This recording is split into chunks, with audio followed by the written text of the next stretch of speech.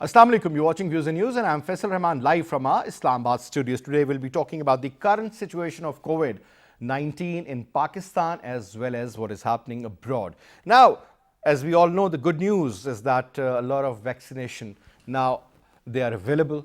Countries like USA, Canada, European Union, UK, Australia and so on, they've been able to purchase and order for a very heavy, significant number of this particular vaccine. When it comes to Pakistan, according to the national advisor to the Prime Minister on health, Dr. Faisal, he has mentioned that it is going to be purchased on ASAP basis, and then there's going to be a mechanism, and initially we'll be giving it to the people who are the frontline warriors in this COVID-19, and the paramedical staff, including the doctors, the nurses, they will be given it. And after that, those who are older than 65 years, they'll be able to get hold of that vaccine, and then so on and so forth. So technically speaking, when it comes to normal people, I think this is going to take at least 6 to 8 months. That's what it seems to be provided. What sort of challenges are there? What sort of a temperature you need to in fact store it? How will you take it from point A to point B? How will it be available to the masses? What would be the price? How soon will it be available? And there are so many other issues attached to it. Now, talking about a tweet, there's a card. In fact, the Minister for Science and Technology, Fawad Chaudhry Sahab, has said that complete safety of coronavirus vaccine is more important than its price. No compromise will be made on quality. And then there's another statement that says first cabinet committee meeting for procurement of COVID-19 vaccine was held on Wednesday. That was yesterday. The import of the vaccine is a complex and important matter. The committee's target is to procure the vaccine as soon as possible at cheap price. Further adding, he mentioned that government is in close liaison with the world's leading vaccine manufacturers, including those in China. This was stated by the NCOC. And then Faisal Sultan Sahab, the advisor to the Prime Minister on national health, says that coronavirus COVID-19 vaccine will be available in Pakistan by the March 2021. So as I earlier mentioned, that this is going to be for those who are the frontline warriors. And now what the World Health Organization says is that we are in close contact with UK officials over the emergence of a new variant of coronavirus. The new variant is spreading more rapidly than the original version, and they believe that it's more transmissible, and that's around 70%. So that's pretty high. And then there's another one from the World Health Organization, which says that there is no evidence to suggest the new variant reacts differently to vaccines. Now, this is a very important question. And talking about some tweets now, let me mention that to you that the Ministry of National Health Services Pakistan says that is about the statistics available, which you can see on your screen. The number of people who got affected, number of deaths today was reported 111. Over 2,250 cases were reported in one single day. And then moving on, you can see the data that's available. The total active cases are over 38,000 as we speak, and this was during the second wave of COVID. So that is a very, very significant number. Still, the government is doing its level best. Now, the NCOC and Civil Aviation Authority have provided more details about restrictions on travel from the UK. Announced earlier, Pakistani passport holders on long-term visas, flight crews and diplomatic officials of the British High Commission can enter Pakistan under certain protocols. This was stated by the NCOC. Again, there is another very interesting data that is available for you on the screen, and it also suggests that the new strain of the coronavirus was detected in the UK. According to the initial analysis, it is 70% more contagious, but the infection it causes is no more severe. But as far as the tests are concerned, according to the Boris Johnson, the Prime Minister of UK, he says that, well, it is 70% more transmissible, but we have no information whether it is going to alter the severity of the disease or not, or whether the current available vaccine is going to be effective. No negative results are so far seen. So that's a very positive sign. But to talk about this in detail, we'll be having a word with Fawad Chaudhry, who's the Federal Minister for Science and Technology, and these certain questions which were earlier answered, I want to have a few words regarding that. We'll be talking to Liaquat Shahwani Saab. He's the spokesperson of the government of Balochistan. He'll be telling us about the current update and what's going on in the province of Balochistan regarding corona. We'll be having a word with Dr. Rana Jawad Asghar Saab. He is an expert on infectious diseases. Rana Saab, thank you very much for your time, and I'm sure today we'll be putting a lot of questions to you, and we'll also be trying to get in touch with Dr. Naman Zafar Saab, who's based in the United States of America, and as we know that the time difference, there's quite a lot this morning out there, expert on infectious diseases. So he's been a part of a program earlier as well, and we'll be talking to him regarding the current update in the United States of America. Now, we have been joined in by Federal Minister for Science and Technology, Chaudhry Fawad Saab. Assalamu alaikum ji. Assalamu alaikum ji. Chaudhry Saab, thank you very much for taking out the time and talking to PDB World. Now, I was going through a couple of statements that you issued. That is about the complete safety of coronavirus vaccine is more important than its price. No compromise will be made on quality. So, sir, if you're buying a good quality product, let's suppose the product of Pfizer for that matter, and even if it's available, what about those people, the majority who can't afford it, sir? Because we have seen there were problems even when free vaccine of polio was distributed, people had a lot of ifs and buts. So how would you manage that? Is it going to be under some sort of a program which the government has launched regarding the health facility? Choice, sir. The federal cabinet has already decided criteria for vaccine distribution, and our criteria is that in the first we have number one, the government has sanctioned $200 million for the purchase of vaccine. Number two, the categories have been provided and given through which that vaccine will be administered, and the criteria is that vaccine will be administered first on the frontline workers, the doctors and the paramedic staff. Secondly, the category is 80 years old, and third category is 60 years plus, and then it will obviously go on to other people also. So this is the criteria that government has formulated for the vaccination of the population. So all these population and these categories will actually get free vaccine. In addition to that, government has already is also considering to announce import by private private companies, so that they can import vaccine and they can charge their own money, and vaccine can be administered. So I believe that a large number of Pakistani people will be able to get free vaccine. Now on vaccine, there are obviously there's a huge anti-vaccine lobby in the world, and it's not the first time that that anti-vaccine lobby has created a hue and cry on any vaccine. Almost on every vaccine, we have seen criticism, we have seen doubts, we have seen the groups of the people who are criticizing that vaccine, and obviously corona vaccine is no different. But there are very stringent, processes and measures devised by WHO. These are international standards. Now the vaccine that will be verified by the international agencies and the experts in Pakistan, only that will obviously be allowed to be imported and administered on population in Pakistan. All right, that's a very comprehensive answer and a proper plan of action. Now, a couple of points, sir. Are we geared up to sort of distribute?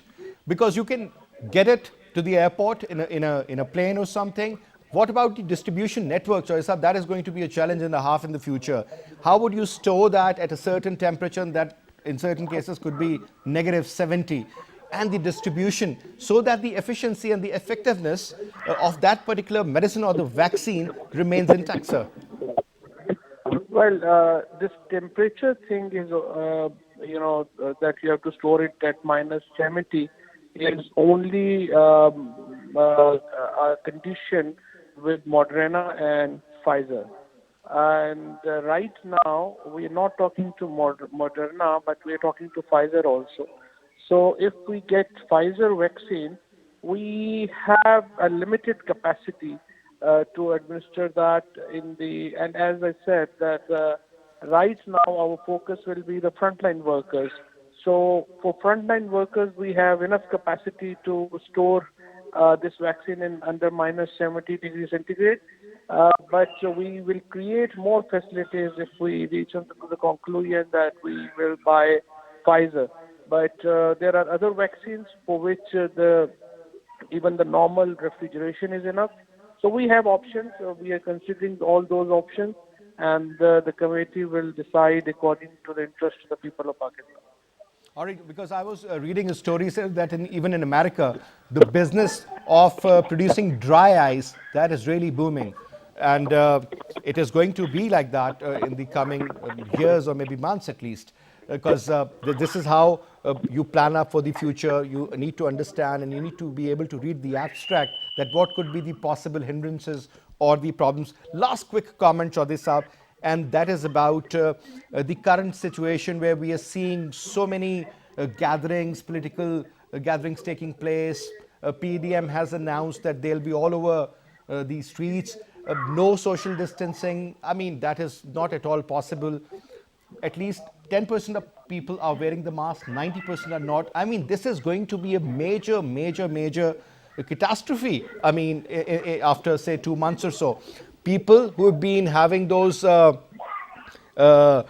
gatherings in USA for the Thanksgiving. Now the reports are coming that the multiplication of the patients, that is their highest number of patients ever admitted in the United States. Now Christmas is coming. For that matter, I mean, there is going to be a problem in the future, sir.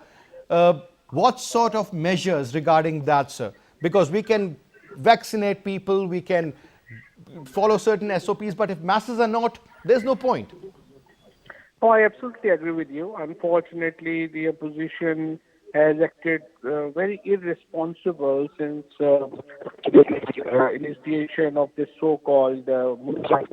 Unfortunately, they are not realizing that how much threat their this so-called movement has created for Pakistan and for the people of Pakistan. Yesterday, the number of deaths in Pakistan of corona went up to 100, which is the highest number of deaths Today in it's Pakistan. 111, 111. Yeah, 111 now. I mean, this is really scary, I would say, because in Pakistan, the number of deaths have never been this number before, and we actually are fairly in control of things. But unfortunately, because of this activity that is going on now, things are getting out of control, and I believe that this is very, very responsible act by the opposition. Even yesterday, they had, this public meeting in Mazdan. They have already had, and unfortunately, you can visibly see the way the corona virus can be seen jumping up in the cities where public gatherings are held. So it's very Absolutely. dangerous and I think very, very responsible as well. All right. Anyway, thank you very much for your time, Chaudhry Fawad Sahab. Now, well, there is a plan. $200 million have been allocated for this purpose, means almost $1 for every single individual living in Pakistan. They will not be paying any price for this. This is going to be free. This is what the federal minister just mentioned. And there is a plan that initially those who are fighting in the front line of the coronavirus attack, I mean, those who are people from the paramedical staff or doctors or nurses for that matter, they will be given this vaccination first, and then those who are over 65 years, and then those who are over 60, and it is going to be like that. But let's see how we move forward. Obviously, this is something of utter importance. Now, let me get to Dr. Saab now. Dr. Saab, first of all, now the news is that there is a new variant. Few call it the South African, few say that it was from UK. Now today, Dr. Ataur Rahman Saab mentioned that the similar variant has also been detected in Karachi. So if it is more transmissible, 70% more, So that means that you should just multiply the number of people who are dying on daily basis with 1.7, and at the same time those who are getting infected into 1.7. This is going to be the new data revealing, right, sir? Uh, Thank you very much for inviting me into your program. As always, a pleasure. Um, let's put the facts on the table. I'm not sure that if Dr. Atar Rahman has did the genetic analysis of this, any patient, and if he has done so, then it is expected. It's not something which is not expected in our scenario, and as an epidemiologist, I would expect that because of high level of travel we have with the United Kingdom, um, I will not be surprised seeing more of those cases. But once a virus mutates and becomes more infectious, there are two things which could happen. One, it becomes more lethal, which is less often, but more often it Sir, becomes when less you lethal. say lethal, means that it is more transmissible, number one, or maybe if it's mutated, it has become dangerous now, as compared more No, no. dangerous as compared to the previous one. So these are two different things. Virus can become more infectious, like more transmissible, easy to infect others. But normally when that happens, bacteria and viruses lose it, in like simple terms, they become less dangerous because they are also trying to survive. If everyone they infect dies, that means they will die themselves with that person. So normally for the best survival tactic, and this is survival of species, is to become more infectious and less dangerous. But we don't know that has happened with this virus or not yet, because it's too early, and there is always a little chance that it become more deadly also. But at this moment, we have no new information about has it changed its lethality, or has it become more dangerous or less dangerous. But what I'm telling you, that's what happened when the viruses mutate. So, sir, a virus can mutate how many times? For example, if you found a certain cure for, let's say, a COVID-19A, but let's suppose it gets mutated, there is a new variant, COVID-19B. So that vaccine, which was primarily manufactured for COVID-19A, will that be as effective on COVID-19B, let's suppose? So no, so it depends. If vaccine is targeting its arsenal of the virus, and that part of its weapon has been changed, then yes, you will be needing a new vaccine.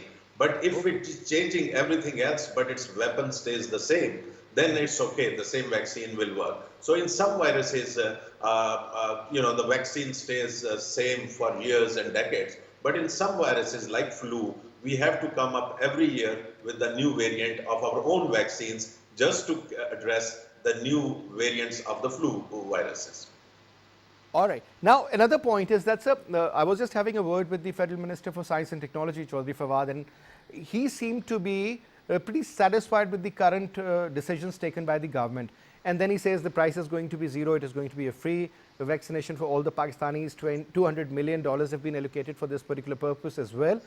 Now, the question is, sir, the kind of conditions one has to store that particular vaccine in certain cases, minus 70 or minus negative, whatever. So over here, when you're talking about the distribution at the mass level, how will that be possible, sir? And if that particular vaccine is not stored at that temperature, but still it's handed over to a certain person for the purpose of distribution, and without being kept at minus 70, let's suppose it's kept at 0 degrees, though it's cold, but regular ice I'm talking about, and it's given to X, Y, Z subject. Now, that is going to be as effective as it should have been if it would have been kept at minus 70, or what would be the scenario like, sir? So every vaccine has certain shelf lives, like for example in Pfizer, if you keep it it needs to stay under 70, and once you take out to vaccinate, there is a certain time period in which you could safely administer it while keeping it in the a less than 70 temperature, and every vaccine has a different threshold. But the important thing is the logistics. It's let's say Pakistan tomorrow gets 200 million vaccines from somewhere, who are even you can refrigerate them. But then the process to bring them from the airports to the the vaccination centers, the Yeah, the whole distributions, the distribution network, logistics. sir. That's a huge operation, and I hope that the government is looking at it and doing some tabletop exercises just to figure out that even if we get like 10 million vaccines, we should not be wasting those vaccines, and they should be fully, utilized. Because remember, we have a good experience of our vaccination program, EPI program, and there is a lot of vaccine wastage there also. I'm not talking about just the cold chain, which is horrible at most places, but I'm talking about the, vaccine is arrived at a center, but there are not many similar, the same number of kids around which can be vaccinated. So the remaining vaccines go wasted. This is a precious item at this moment, and so we should not wait until we get this vaccine in March or April or whenever it comes. We should have a very fine-tuned, plan already in place, and we should be exercising and field testing that plan. That until we get the vaccine, we should be ready to start vaccination. These are two different major operations. Challenges, These yes, are you not have to take simple at the same things. time, yeah. Yeah. Now, Dr. Saab, I want to ask you another question, and let me know if it makes some relevance. Now, what I was thinking was that most of these airline industries, they are absolutely going bankrupt because people are not ready to travel. People are not having holidays anymore, for that matter. Now, if those certain XYZ number of jets could be converted into carriers where they could, place a certain storage system where they could keep those at -70. I think international distribution would be okay with that.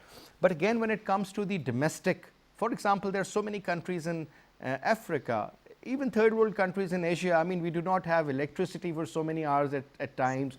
And you know what I'm saying? And then, the SOPs are not being followed at that level. And there are a lot of ifs and buts again.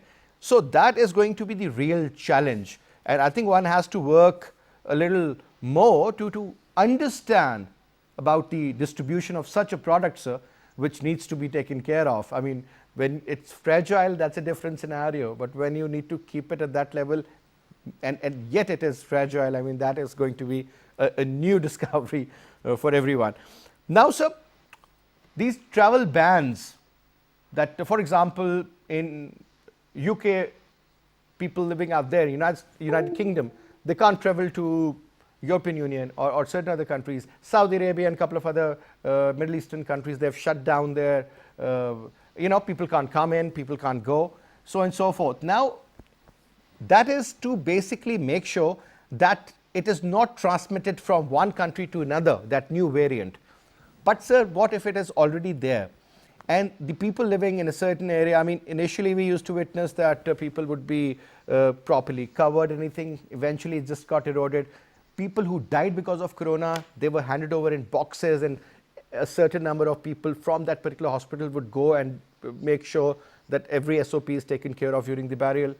Now, nothing is happening.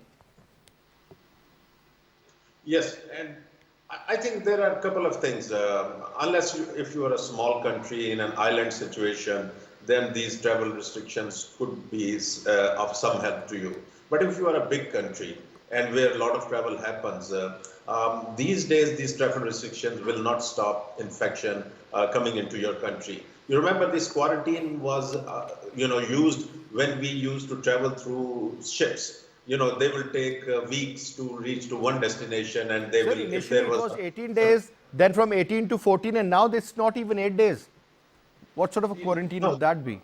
Then you could be no, what I'm asymptomatic. saying is that even the travel restrictions now cannot help us to save, save from infection, because people are traveling anyway. A lot of travel is happening. Let's say between Pakistan and UK. Before we put the ban, how many flights were coming in and out?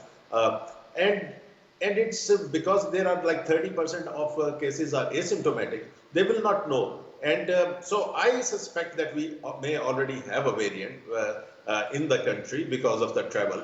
And that's how once we start looking for it, we will be able to find it. So how to then protect ourselves? I think it's best is this is a global phenomena. So we work to have internationally and globally and follow SOPs at individual level, at state level. That's the only safeguard. Travel restrictions can help a little bit, but not much. Now, so when we talk about the mutation, or as you call it, that there's a new variant now. Now, this is winter. The second wave came when the temperature was different. A lot of cases were reported in Murray as well as in Aptabad. A lot of people believe that because the weather changes there earlier, and then more cases in Islamabad, Pindi, and Punjab. Now, what I'm saying is, sir, that let's suppose, I mean, we get to February and March, and the vaccine is available, yet now the weather is getting warmer. Do you think, sir, there could be another mutation taking place during that transformation? Mutation is a continuous process of viruses, especially RNA viruses. They continuously evolve. So this is something for granted. But the question is this mutation is going to become any meaningfully different or meaningfully, dangerous to us or not? Remember, there has been 18 or 19 major mutation in this virus until now. Only 3 are those which made this more transmissible. So the mutations happen is a normal process, but the issue is it is becoming more lethal or more dangerous, or it is becoming more transmissible. That we need to keep watch on this. And the reason UK was able to identify this variant, because I think they are the only country in the world who are doing genetic analysis of 10% of all positive cases. Exactly. And out of every 10, about 6, 7 are the patients who are affected by the new variant in UK.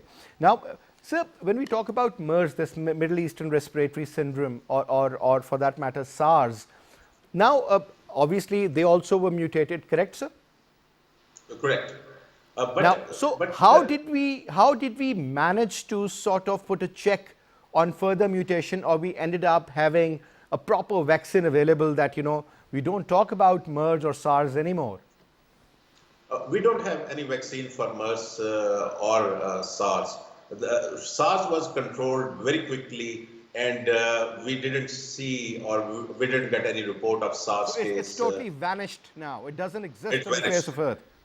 Yeah, but the MERS is still ongoing. But remember, the viruses behave differently. So that virus actually has to be linked with a camel. So if your profession is linked to a camel, that's the only positive thing we have identified at now. So it spreads from one person to another, but that transmission is not sustained. For example, it may spread, if someone gets it from camels, it may spread from that person to very close family member, and that's the transmission chain will end there. It is not a very transmissible virus, but both of SARS and MERS are highly lethal. I think one has 10% mortality and the other has like 40 or 50%. I can't remember correctly, but high mortality as compared to less than 1% of SARS-CoV-2. Okay, all right.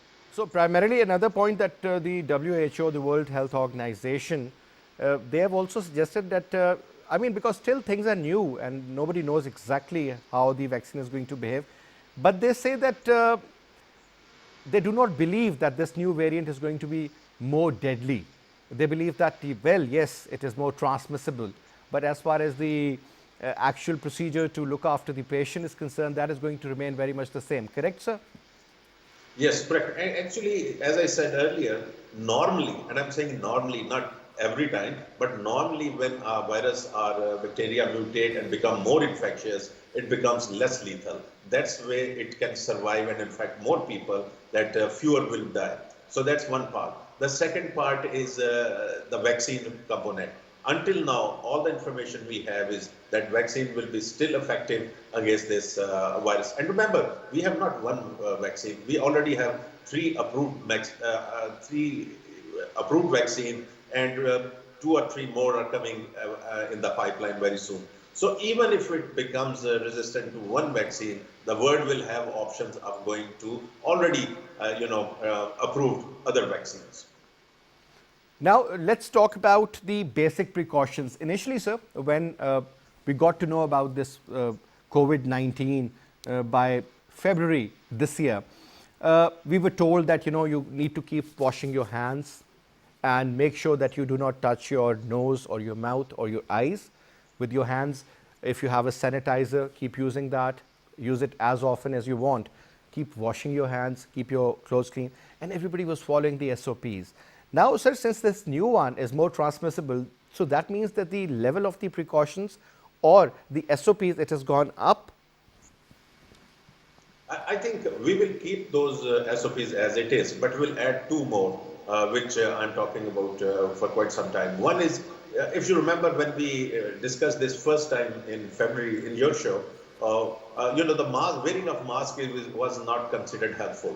But now wearing a mask, because it's so spread that wearing a mask is important and very critical in saving lives in all the countries.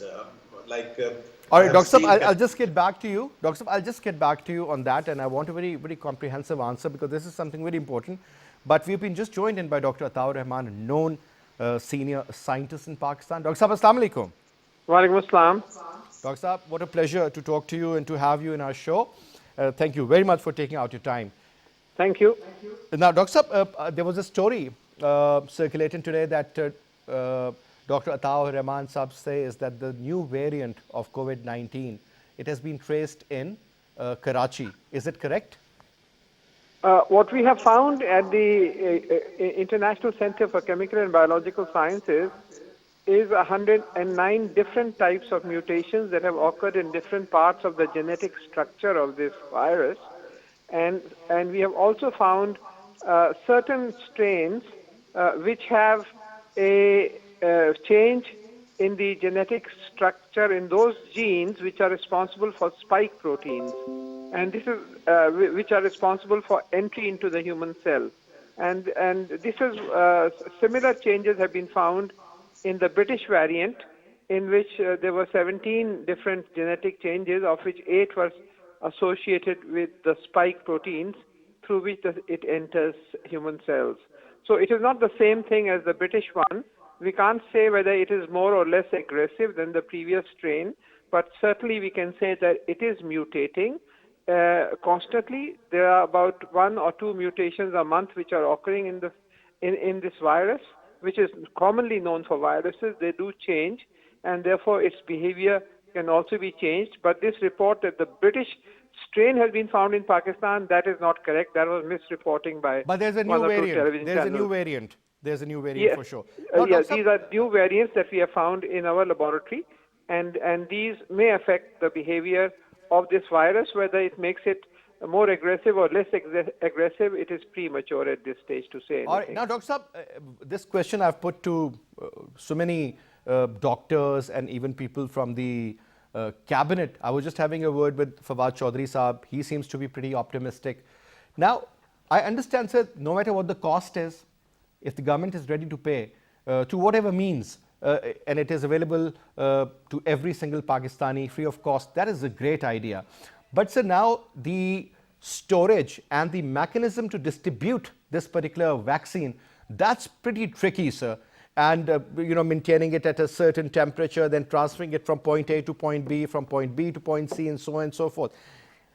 Do you think that is going to be a doable kind of a task for the Pakistani government, sir? Well, it is going to be a challenge because you have to transport most of these vaccines at a temperature of between 2 to 8 degrees centigrade. The Pfizer vaccine was out of question because that had to be transported at minus 70, which is an extremely low temperature for which huge investments were needed. But the transportation of the vials containing the virus, containing the vaccine, at 2 to 8 degrees is feasible, but there will still need to be arrangements because you have to take it to the far and distant corners of Pakistan in containers which are refrigerated. So that is it is doable, but it will require a lot of effort and organization, which I am optimistic that they should be able to do because it is not a minus 70-degree temperature. All right. But still, sir, keeping it below the freezing temperature, I'm going to ask you a very layman kind of a question, but I think that is going to make a lot of sense also. Dr. Saab, these ice cream trucks, which we used to see as kids, and they used to take the ice cream from point A to point B. Now they were refrigerated. I remember the ice would not be melting minus 3, 4, 5, or the temperature in a normal freezer is around minus 15 to minus 17 degrees. So, sir, do you think those kinds, those kind of trucks would be feasible for the distribution purposes? Absolutely, they would be feasible. That's why I said it's not going to be too difficult, because we are not talking about minus 70. We are talking of plus 2 you to don't plus need liquid 8. nitrogen. Yeah. You're talking about plus 2 to plus 8. So it's not below freezing. It is above freezing temperature. And it's just like transporting ice cream. So it is very much possible. It's just having large number of trucks like that which can carry across the country. So it is very much doable. It's not going to be a huge problem. It's going to be a small problem, but it can be very easily tackled. So I think, see, the government should look into this kind of an option and should start working now, so that by the time, we are around the end of February or the start of March, we should have a proper distribution network in place by that time, Dr. Saab. Absolutely. You're absolutely right. That's a critically important factor. Getting the vaccines is one thing. Which vaccine is suitable is a second challenge, because there are so many vaccines and we don't know which one is going to be finally the best one for us. And thirdly, its distribution and making it available. And fourthly, we have to be careful that the private sector does it in a proper manner, and that this whole thing is not exploited. And if vaccines are sold, they are really genuine vaccines, or not some artificial stuff which is being sold as vaccines, because, everything can be exploited. So you have to be careful about that as well. And unfortunately, that's not something very new for us to see in Pakistan. Dr. Saab, last quick comment before I let you go, sir. And that is about one thing that, when you said that we will see that what sort of a vaccine is suitable for us. So when we say XY vaccine produced by ABC company is fit for the people who are black, or some vaccine which is good enough for the people living in Europe or the northern parts because of their DNA or whatever, or Asian people might need something different. Is it going to be based on a DNA? How would you know, sir? How would you sort of categorize that? Well, there are two Chinese companies who are doing clinical trials in Pakistan, and so we would have the data available for how successful these vaccines are on our kind of people, because the clinical trials are being done. One is being done through the Karachi University, through my center, the International Center for Chemical and Biological Sciences, and the second is being done through NIH with these two Chinese companies. So we'll be pretty sure that these work, and we'll have the data to prove it. For the other vaccines from other companies, the trials are going on in different parts of the world, in Japan, in Singapore, in the United Arab Emirates, and so on. So the Drug Regulatory Authority of Pakistan has to see where the trials have been done, what are the results, how successful are these results, what kind of side effects do they have, and they give approval at that time. And I think if they come to Pakistan, then those vaccines which are approved by DRAP would be carefully looked at before they are allowed to be brought in and sold even by the private sector. All right, Dr. Saab, thank you so much for your time and the information you shared with us. It was a pleasure. Now, Dr. Saab, coming back to you, you heard what Dr. Ataur Rahman Saab said. I mean, he is also pretty optimistic, but obviously he did talk about the challenges and the kind of hindrances we could face in the future, or the kind of problems that can come up and arise. But since you have worked here and you're a professional from the medical side, do you think, sir, that working at the very basic district level is going to be more important? It should be a trickle-down effect or a trickle-up effect, sir, to make this vaccine more effective and to make sure that it reaches in every nook and corner of Pakistan? Yes, I think it will depend on what type of vaccine we eventually procure and what are the requirements. I think Pfizer seems to be out of question, sir. What they are looking at is some sort of a Chinese product. Yes, so I believe Chinese product does not require that, such a cold temperatures. So that's more manageable. But remember this thing, my my experience tells me that it will start from top to bottom because Okay. at the big cities we have operational centers which have facilities where we have electricity, we have generators, and then maybe it will trickle down. That's the based on, it's not based on what I like to see, but it's based on what the way our infrastructure has been built up. But still, I'm very much concerned. You cannot run this major operation unless you have done your homework very well, and not only done your homework but field tested it. You have to try that once you get those vaccines. Remember, like Pfizer vaccine, it does not come as one vial, which they will give it to you to inject to some patient. It comes in the multiple vials, and it's one. It comes like one packet has around a vaccine for around Just like 1,000 a people. polio vaccine, sir. Primarily, that has got drops. It has one bottle is good enough for about 100 kids. Just Exactly. like that. So here is the problem. If you do not have those people lined up in a short time period, which is available for you to ensure that you can keep the cold chain, that means there will be wastage of vaccine. And wastage of vaccine happens all the time. It's not something new phenomena for anyone who's done vaccination work. So we need to make sure that we do not waste this vaccine once it arrives. So my concern is not that, procurement is one thing, but once we got that, how we are going to deploy it? Will it be go to the people who really need it, or it will be wasted? So these things need to be Well, settled we down can't afford to very waste meticulously. anything now, sir. Pakistan is a poor country. Yeah. All right. Now, Dr. Saab, last comment, last quick comment. And that was actually the question which I had put earlier to you, and then Dr. Atar Rahman, in fact, came into the show. That was about the SOPs we need to follow. And I said, do we need to multiply our SOPs by 1.7? Because now the variant is 70% more transmissible.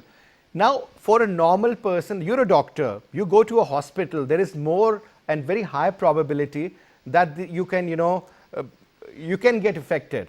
But for a normal person like me who comes to work and is following the basic protocols, I'll tell you what the basic protocols are, and goes back home. So obviously your protocols and the SOPs are different than mine, correct, sir? Yes. Or So if somebody who's a normal person, who's not a doctor, goes to a workplace, come back, what sort of an SOP would you suggest to be followed, sir? So we don't need to increase our, the level of SOPs. We just need to ensure that we follow the existing SOPs. So wearing a mask, just a surgical mask, by everyone who is in the public domain or public area, that's a major help in stopping this spread of disease. Other thing which we didn't knew before is the role of ventilation. Now you need to, Faisal, understand this, So that you can't 80% ventilate in of winters, this, unfortunately. That is something which seems to be pretty difficult. no, but another point, I will quickly. 80% of infection or spreading is spreading not from the outside gatherings, not from the markets, not from the big gatherings. It's happening inside your homes. It's happening in your offices, in your studio maybe, or in the Closed door government environment, buildings. yeah. So the closed environment is the more dangerous. 80%. Remember this: 80% of infection is happening there. So if you are outside your house, make sure that there is a window is open, a door is open, because by opening one door, you can reduce the risk around 50% of getting infection. It's All right. never a zero, but you can significantly decrease the risk of getting infection by just opening door or window. And second is about like wash your hands. You make sure that you take That a shower stays. when you That go stays. home. Still And stays. you need to follow these basic protocols, sir. Cover your face, do not touch your eyes, your mouth, uh, you know, But open uh, the your doors, nose open in the particular. windows also. All right. Dr. Sir, thank you so much, sir. And My let's pleasure. hope and pray that things get back to normal soon. But I think for Inshallah. the next year or so, this wearing a mask and these SOPs which we follow is going to be a new normal. But anyway, look after yourself and be careful. This is lethal. It has taken so many lives. And just by following certain protocols, as Dr. Sab just mentioned, we can avoid it. and we have been able to avoid it till now. That means that there's nothing wrong following certain SOPs, let's suppose for another 6 months or so. But anyway, great to in fact do a show on this very important topic and subject. I hope people do learn and understand the magnitude of the problem. But anyway, I'll see you again. Till then, you take good care. Khuda Hafiz.